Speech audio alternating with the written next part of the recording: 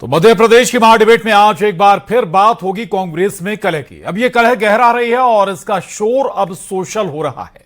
जीतू पटवारी और दिग्विजय सिंह के बीच की जंग अब सार्वजनिक हो रही है। पहले वीर भारत न्यास को लेकर 500 करोड़ के घोटाले के आरोपों को लेकर जीतू पटवारी और दिग्विजय सिंह आमने सामने आए और नौबत कांग्रेस की पॉलिटिकल अफेयर्स कमेटी की बैठक बुलाने पर आ गई। वहीं इस बैठक में भी उस वक्त विवाद खड़ा हो गया जब स्लीपर सेल और भितरघातियों पर सवाल उठे। इसके बाद तो दिग्विजय सिंह के खिलाफ खुली बगावत हो गई। सोशल मीडिया पोस्ट के जरिए एमपी कांग्रेस की महासचिव निधि चतुर्वेदी ने सीधा दिग्विजय सिंह को निशाने पर ले लिया, पार्टी को नुकसान पहुंचाने का आरोप मढ़ दिया। साथ ही 2020 में कांग्रेस की सरकार गिरने से लेकर 2023 के विधानसभा और 2024 के लोकसभा चुनाव में हार का जिम्मेदार भी ठहरा दिया गया। इस बीच पूर्व प्रदेश अध्यक्ष अरुण यादव ने राहुल गांधी के दखल देने की मांग भी कर डाली। वहीं भोपाल में दिग्विजय सिंह और उमंग सिंघार की मुलाकात ने सियासी पारा हाई कर दिया। दिल्ली से लेकर भोपाल तक हलचल तेज है और कांग्रेस इस क्लेश से कैसे निपटेगी ये बड़ा सवाल है। इसी सवाल पर अपने खास मेहमानों के साथ चर्चा करेंगे, लेकिन उससे पहले यह रिपोर्ट देखिए।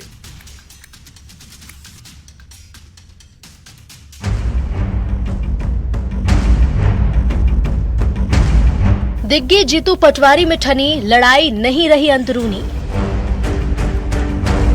कांग्रेस में भारी कलह, घर में घिरे दिग्विजय। दिग्विजय सिंह जी ने कह दिया कि मेरा बेटे जैसा, ये बाप बेटे का मामला है, इसमें बाकी मुसल क्यों बन रहे?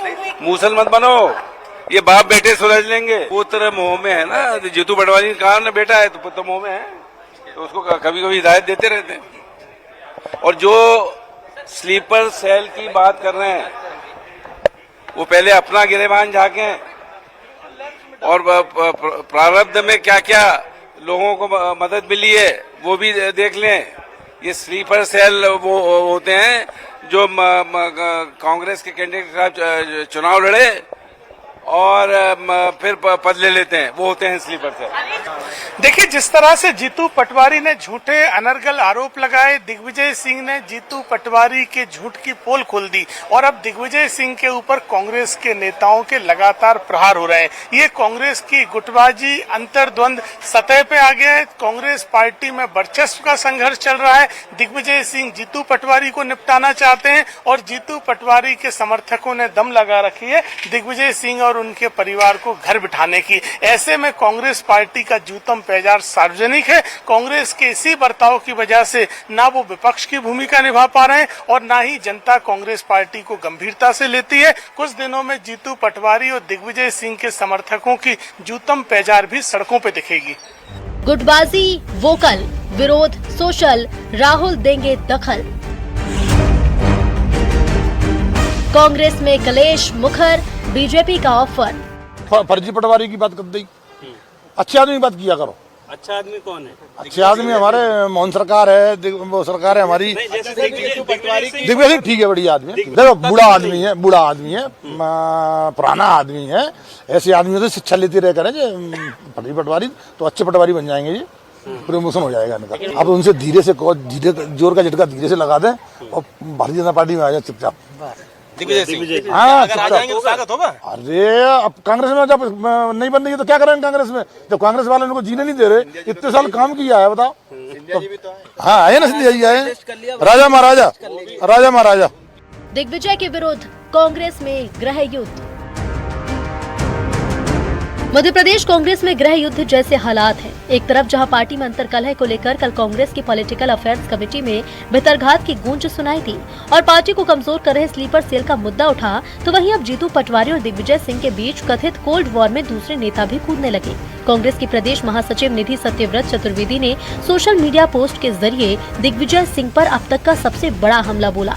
जीतू पटवारी के समर्थन में उतरी निधि चतुर्वेदी ने दिग्विजय सिंह के रुख को नागपाश बताया और सीधे आरोप लगाया कि पुत्र मुंह में आकर दिग्विजय सिंह पार्टी को ही डस रहे हैं और विपक्षी खेमे को ऑक्सीजन दे रहे हैं।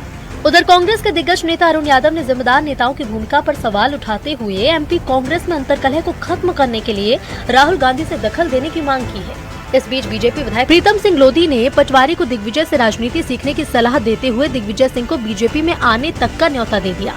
आज इसी मुद्दे पर होगी मध्य प्रदेश की महाडिबेट। तो कांग्रेस की कलह थमने का नाम नहीं ले रही, शुरुआत हुई और इसके बाद अब यहां तक आ पहुंची है। आज उमंग सिंघार भी दिग्विजय सिंह से मिलने पहुंचे हैं। स्वाभाविक है कि इसी मसले पर चर्चा जरूर हुई होगी, लेकिन आखिर कांग्रेस के अब कितने नेता, सवाल ये उठ रहा है कि दिग्विजय सिंह के खिलाफ मैदान में उतरेंगे। बेहद खास मेहमान हमारे साथ जुड़ रहे हैं, उनसे चर्चा करेंगे। हमारे साथ अजय सिंह यादव जी हैं, प्रवक्ता बीजेपी, जय श्री राम बघेल जी हैं, नेता कांग्रेस, शशिकांत त्रिवेदी जी राजनीतिक विश्लेषक, सरमन नगेले जी वरिष्ठ पत्रकार हमारे साथ हैं।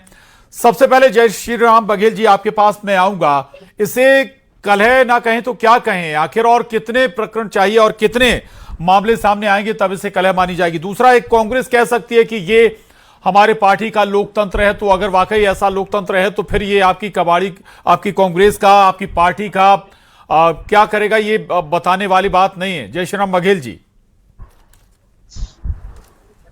ऐसा है, कांग्रेस कमेटी में दिग्विजय सिंह का मुख्यमंत्री का कार्यकाल बहुत स्वर्णिम रहा है। भारतीय जनता पार्टी का कोई भी मुख्यमंत्री उनके कार्यशैली का मुकाबला नहीं कर सकता, जो भी उन्होंने काम किए हैं। वर्तमान में कोई कलह नहीं है, कलह वातावरण मीडिया में बनाया जा रहा है। जीतू पटवारी सक्रिय रूप से जनता के मुद्दों की लड़ाई लड़ रहे, रोजाना मजदूरों के प्रति, रोजगार के लिए, महंगाई के लिए, तो वो अपना काम कर रहे हैं। इसमें बहुत बढ़िया प्रदेश में इसमें विपक्ष की भूमिका का पूरा निर्वाह कर रहे हैं। दिग्विजय सिंह सलाहकारी अच्छा काम कर रहे हैं, कोई विवाद नहीं है, न रहेगा। आगे चलिए और बताएं, दिग्विजय सिंह ही सबसे प्रबल विरोधी है भारतीय जनता पार्टी के।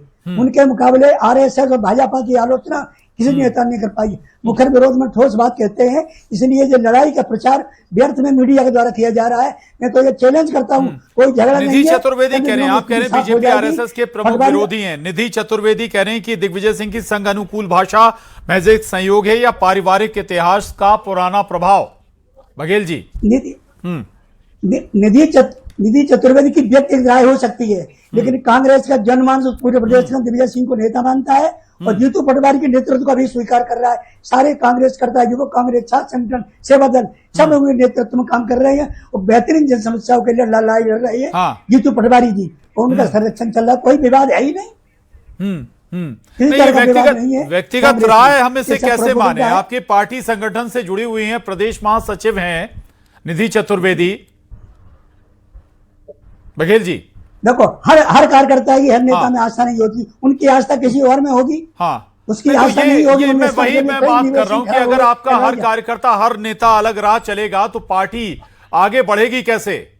ऐसा लोकतंत्र किस काम का? आगे इसलिए बढ़ेगी, मैं बता रहा हूं, राहुल गांधी ने जब से संभाली ये कमान, पहले उनकी उतनी चलती नहीं थी, और राहुल गांधी, प्रियंका खड़े मिलकर सारी कांग्रेस को पूरे देश में मजबूत बना रहे हैं और प्रदेश में अच्छा होगा। आगे चल के कांग्रेस मजबूत होगी, कोई कुछ बिगाड़ नहीं पाएगा। ठोस बातें, ये सब बातें मोदी मीडिया की प्रचार की गई हैं। भले निधि, हाँ ठीक है, मैं लौटूंगा आपके पास। अजय यादव जी, काम बहुत अच्छा है। अजय यादव जी, मीडिया पर सारे सवाल उठा दिए गए, हालांकि बीजेपी को तो मौका मिल गया इस पर चुटकी लेने का, लेकिन सवाल एक और भी है। प्रीतम लोधी साहब कह रहे हैं कि दिग्विजय सिंह साहब बीजेपी में आ जाएं, जब आपके मन की बात है तब ठीक है, लेकिन अगर नहीं तो फिर भर भर के कोसते भी हैं आप दिग्विजय सिंह साहब को। देखिए प्रशांत जी, कांग्रेस पार्टी में इस समय वर्चस्व की लड़ाई चल रही है। जिस तरह से जीतू पटवारी ने अपना वर्चस्व सिद्ध करने के लिए राज्यसभा चुनाव में पहले मीनाक्षी नटराजन को निपटाने का काम किया, उसके बाद मुख्यमंत्री जी के ऊपर झूठे अनर्गल आरोप लगाए और उन आरोपों की पोल खोल दी दिग्विजय सिंह ने। दिग्विजय सिंह तथ्यों के साथ बैठे कि मैं झूठ नहीं बोलता हूं, सदैव तथ्यों की बात करता हूं। जीतू पटवारी ने झूठे आरोप लगाए, तो ये दिग्विजय सिंह ने जीतू पटवारी के ऊपर एक बड़ा प्रहार किया। ऐसे में अब जीतू पटवारी के समर्थकों ने दिग्विजय सिंह पे वही रास्ता अपनाया है। पार्लियामेंट्री बैठक में, पीएसी की बैठक में आरिफ मसूद, प्रवीण पाठक जैसे नेताओं ने दिग्विजय सिंह को बीजेपी का स्लीपर सेल पर कहने का काम किया। और निधि चतुर्वेदी जो पार्टी की पदाधिकारी, ये व्यक्तिगत राय कैसे हो सकती है? वो क्या उनकी रिश्तेदार है? ये व्यक्तिगत राय क्या होती है? तो ऐसे में एक पदाधिकारी उन्हें नाक पास जैसी भाषा का प्रयोग कर रहा है, जबकि भारतीय जनता पार्टी के नेताओं के मुंह से भी मैंने कभी इतने कठोर शब्द नहीं सुने कि नाक पास जैसी भाषा बोली जाए। तो कांग्रेस के नेता अपने वरिष्ठ नेता को नाक पास बोल रहे हैं। तो ये पूरी तरह कांग्रेस की वर्चस्व की लड़ाई चल रही है। पार्टी पर कब्जा करने के लिए संघर्ष रहा है और उसका खामियाजा कांग्रेस के कार्यकर्ता भुगत रहे हैं। ठीक। और प्रदेश में कांग्रेस ने जिस तरह की हालत बनाई है, ना ये विपक्ष की भूमिका निभा पा रहे, ना कार्यकर्ताओं का विश्वास जीत पा रहे, और जनता भी कांग्रेस को इसीलिए गंभीरता से नहीं ले रही है। ठीक ठीक है, लौटूंगा मैं आपके पास। शशिकांत त्रिवेदी जी, ये हालात वाकई गंभीर हैं कांग्रेस के अंदर। अब इसे हम पार्टी के अंदर कलह ना कहें तो आखिर क्या कहें? जो अभी तक तस्वीरें नजर आ रही हैं, हर एक नेता अपनी बात और खुलकर बोल रहा है। आप जिक्र भी कर रहे थे इससे पहले एक बार चर्चा में कि कांग्रेस के अंदर है कि हर व्यक्ति अपनी बात कह लेता है, लेकिन अगर इतने सारे नेता कार्यकर्ता हर व्यक्ति अगर अपनी बात कहेंगे तो पार्टी आगे बढ़ेगी कैसे? नहीं, देखिए क्या है कि यहाँ मामला डिसिप्लिन और इनडिसिप्लिन का है। तो कांग्रेस पार्टी में जो डिसिप्लिन की परिभाषा उनके कॉन्स्टिट्यूशन के हिसाब से है, वो कोई ऐसा मुद्दा हो जो कलेक्टिव हो तो फिर पार्टी कोई एक्शन लेती है। अदरवाइज यदि एक दूसरे के ऊपर कोई आरोप लगा रहे हैं या आपस में चिट्ठियां लिख रहे हैं या मुझे आप पर विश्वास नहीं है, आपको मुझ पर नहीं है, इसमें पार्टी हाईकमान कभी कांग्रेस में इंटरफेयर करती नहीं है। वो उसको निजी राय है आपकी, आप किसी को कुछ भी कह सकते हैं कि हमें ये लीडरशिप पसंद नहीं है, हमें इनका सीनियर होना पसंद नहीं है, हमें इनका बोलना पसंद नहीं है। तो इसमें आकर के राहुल गांधी मुझे तो नहीं लगता कि कभी जंप करेंगे और कहेंगे कि नहीं एक्स को पार्टी से निकाल लो या वाई को ले लो या ये कर दो या वो कर दो। बाकी मुद्दे जो उठाने की बात है कि यहाँ जमीन का ये घोटाला हो गया, वो हो गया, वो आप उठाते रहिए, डिफेंड करते रहिए। आप पार्टी से वहां भी चले जाइए, उसमें भी कोई रोकने नहीं आया। जैसा कि अभी नाम लिया कि सबसे सीनियर लीडर चले गए थे, तो राहुल गांधी या मतलब कांग्रेस का हाईकमान इस तरह से बिहेव करता ही नहीं है कि वो कोई पार्टी ज्वाइन कर रहा है तो वो कोई बहुत मान मनोबत वहां होता है। It is a personal issue कि आप हो सकता है कि आप भारतीय जनता पार्टी को चाहते हो, आप समाजवादी पार्टी को चाहते हो, आप चाहते रहिए, अपना जो कुछ भी ओपिनियन देते रहिए। ऐसा मेरा अपना मानना है कि कांग्रेस के बहुत ज्यादा उसको सीरियसली लेते नहीं मैटर। ठीक, हाँ ठीक है, लौटूंगा आपके पास। सरमन नगेले जी, ये थोड़ा सा हम पीछे जाएं तो दिग्विजय सिंह साहब के सिंधिया परिवार अगर हम बात करें, माधवराव सिंधिया से भी बहुत राजनीतिक अगर हम कहें तो बहुत अच्छी नहीं बनती थी, एक दूसरे के खिलाफ कंपटीशन भी बहुत जबरदस्त था। वही स्थिति सत्यव्रत चतुर्वेदी को लेकर भी थी दिग्विजय सिंह साहब की कि केंद्र में या राहुल या जो गांधी परिवार है उसका कौन ज्यादा चाहता या उसका कौन ज्यादा नजदीकी। तो ये जो कहते हैं कि तीखी सियासत तो पहले से चली आती रही, तो क्या ऐसा तो नहीं कि निधि चतुर्वेदी वही अब जुबान उगल रही हैं? देखिए प्रशांत जी, निधि चतुर्वेदी सत्यव्रत चतुर्वेदी की पुत्री हैं और इसके पहले भी उन्होंने दिग्विजय सिंह पर बहुत सारे इस तरह के पार्टी के अंदरूनी मामलों को बाहर उठाया, आरोप लगाए हैं। और ये चूंकि उनकी पुरानी अदावत चल रही है सत्यव्रत चतुर्वेदी और दिग्विजय सिंह की लंबे समय से, उसी का ये हिस्सा है। और निधि चतुर्वेदी जी भी सोशल मीडिया पे इस तरह की चीजें करके अपने आप को भी मीडिया के केंद्र बिंदु में रहना चाहती हैं। हालांकि ये बात बिल्कुल सच है कि दिग्विजय सिंह जी माधवराव सिंधिया से उनकी नहीं बनती थी, ज्योतिरादित्य सिंधिया से नहीं बनती थी, इसलिए पार्टी की सरकार चली गई, बीजेपी की सरकार आ गई। इसके साथ साथ ये एक और ऐसा विषय है जिसको जानना बेहद जरूरी है कि दिग्विजय सिंह जी पार्टी में अपनी स्वीकारता, पार्टी में अपनी सक्रियता बनाए रखने के लिए बहुत मूवमेंट करते हैं। और जैसा कि दिग्विजय सिंह जी ने लोगों से सीखा है, अर्जुन सिंह के समय में दिग्विजय सिंह जी अर्जुन सिंह को निपटाते थे। आज यदि जो सुनने में आ रहा है, जैसा चल रहा है कि हो सकता माननीय जीतू पटवारी जी ऐसा उनके लिए विचार रखते हो, अब वो कितने निपटेंगे नहीं निपटेंगे भविष्य बताएगा। लेकिन ये बात सच है कि दिग्विजय सिंह जी बीजेपी में कभी नहीं जाएंगे। बहुत सारे पत्रकार व्यक्तिगत रूप से जानते हैं और ना वो उनकी बीजेपी की विचारधारा का समर्थन करते हैं। बीजेपी से बहुत संघर्ष लेते हैं, आरएसएस के खिलाफ खुलकर बोलते हैं। ये बात बिल्कुल सच है कि माननीय राहुल गांधी जी ने जब से लीडर ऑफ अपोजिशन बने हैं पार्लियामेंट में, तो कांग्रेस में थोड़ी जान आई है और वो लगातार काम कर रहे हैं। खड़गे जी भी काम कर ही रहे हैं। तो दिग्विजय सिंह जी अब राज्यसभा सदस्य भी नहीं है, पार्टी अध्यक्ष भी नहीं है, कहीं कोई पोर्टफोलियो नहीं है। हालांकि एक और वो दौर था जब दिग्विजय सिंह ने 10 साल तक कोई पद नहीं लिया था, लेकिन फिर भी वो अपना मूवमेंट करते रहे पूरे देश में, फिर महासचिव बने। तो हो सकता कि ये उनकी अपनी एक राजनीतिक अपनी मीडिया के बीच में बने रहने की एक समझ हो। एक मैं संदर्भ बहुत छोटा सा दे रहा हूँ। उनके गुरु थे पंडित डीपी मिश्र।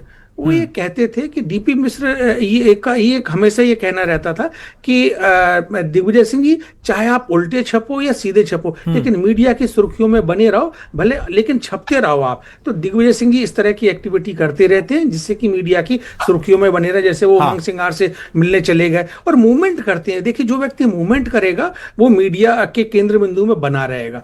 तो दिग्विजय सिंह ये सारी चीज इसलिए भी कर रहे हैं कि जो उनके पुत्र हैं जयवर्धन सिंह, वो हालांकि मंत्री बन गए थे पिछली सरकार में, कैबिनेट मंत्री बने थे, और उनका जो भतीजा है प्रीवर, वो भी, तो हो सकता है कि उनको और स्टेब्लिश करने के लिए पूरे राज्य में, देश में घूम रहे हों और उनकी अपनी पकड़ इंटरनली जमा रहे हों।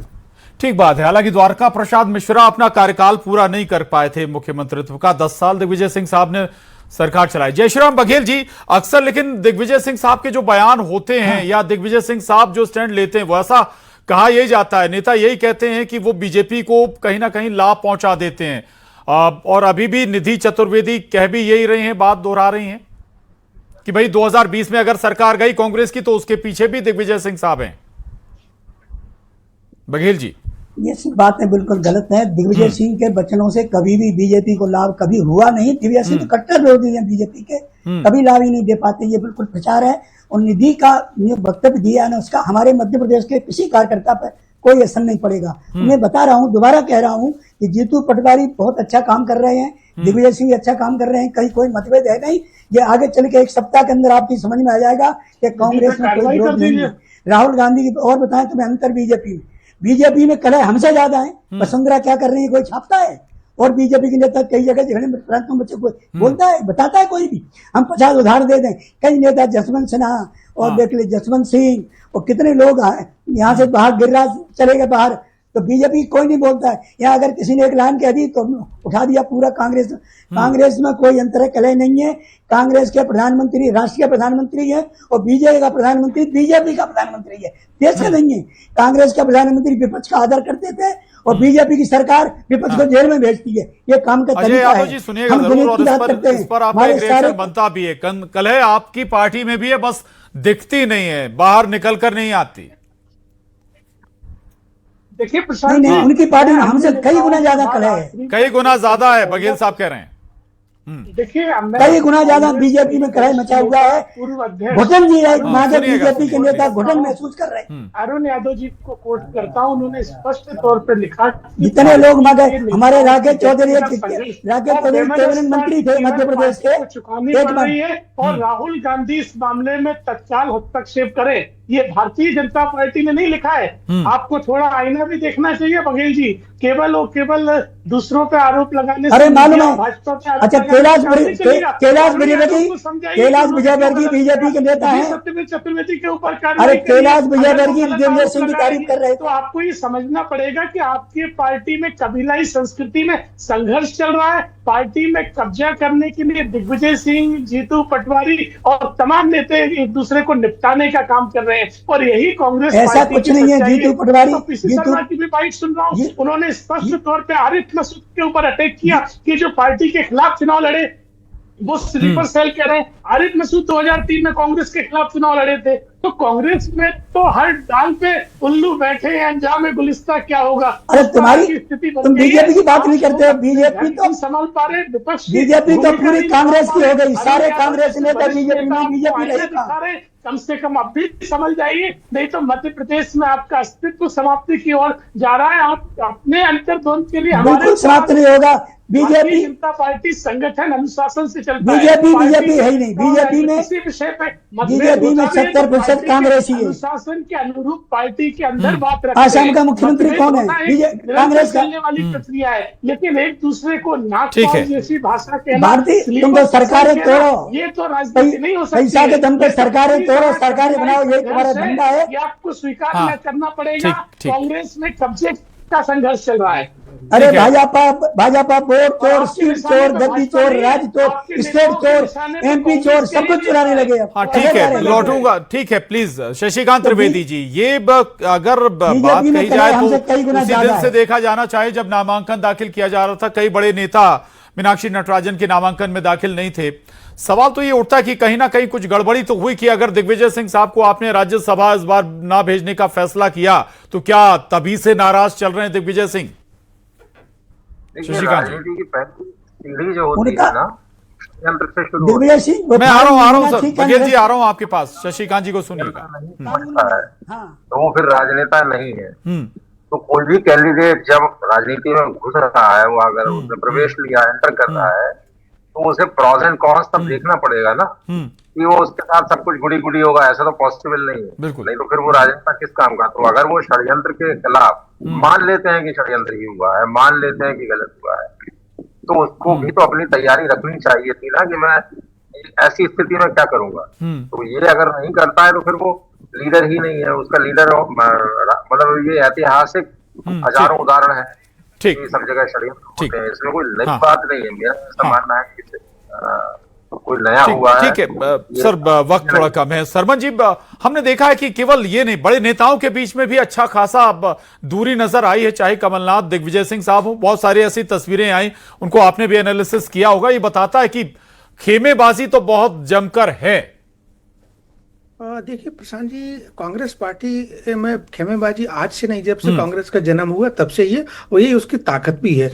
अब आपने संदर्भ दिया, तो जब 2018 का विधानसभा चुनाव हो रहा था तो और उसके बाद 23 का, तो कमलनाथ जी और दिग्विजय सिंह के बीच में एक मंच से रविंद्र भवन में कुर्ता फाड़ने वाली एक बहुत बड़ा लंबा संवाद हुआ था। एक संदर्भ। दूसरा संदर्भ में ये देना चाह रहा हूँ कि यही उमंग सिंगार हैं, दिग्विजय सिंह जी के प्रबल विरोधी हुआ करते थे और आज वो उनसे मिलने जा रहे हैं। तो देखिए, राजनीति में कुछ भी संभव है, कोई स्थायी चीजें नहीं चलती हैं। आज छत्रपति चतुर्वेदी की पुत्री उनसे नाराज है, हो सकता है भविष्य में उनके करीब आ जाए वो, हो सकता है दिग्विजय सिंह जी उनसे खुद ही मिलने चले जाए। तो राजनीति में कुछ भी संभव है। लेकिन एक बात सच है कि दिग्विजय सिंह जी की एक पारी जो है ना, अब लगभग पूरी हो चुकी है, उम्र दराज हो चुके हैं। अब वो अपने अस्तित्व की लड़ाई लड़ रहे हैं। बिल्कुल अस्तित्व की लड़ाई लड़ रहे हैं। और ये जो जिक्र आपने पहले किया था, वो भी सवाल है कि पुराने नेता, जो नए नेता हैं, वो पुराने नेता को कहीं ना कहीं से नेपथ्य में भेजने की कोशिश भी करते हैं। और संभव क्या वाकई ऐसा दिग्विजय सिंह के साथ भी हो रहा है? तो ये कोशिश क्या वाकई दिग्विजय सिंह नाकाम करने की कोशिश कर रहे हैं? आप सभी खास मेहमानों का बहुत शुक्रिया इस बेहद खास चर्चा में शामिल होने के लिए। महाडिबेट में आज बस इतना ही।